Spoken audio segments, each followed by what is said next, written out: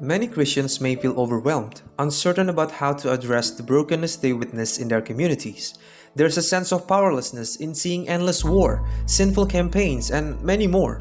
The question echoes, how can we, as believers, navigate the complexities of our world and actively contribute to positive change? To address this, we can learn from Nehemiah in the Bible. Moved by the condition of Jerusalem, he didn't succumb to the overwhelming nature of the task. Instead, he strategically approached the king of Persia, sought resources, and outlined a plan for rebuilding. His story illustrates that even in the face of seemingly insurmountable challenges, taking initiative and seeking divine guidance can pave the way for transformation. Today, however, the distractions of the digital age, skepticism towards faith-based initiatives, and the magnitude of global issues can deter Christians from taking actionable steps. In a world saturated with information, there is a risk of becoming paralyzed by the sheer volume of problems, hindering the practical application of Nehemiah's proactive approach.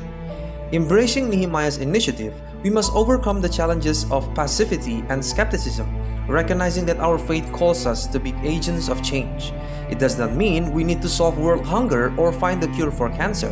It rather means stepping into the gaps, even the small ones, rebuilding the broken walls in our communities, and actively participating in God's redemptive work in the world.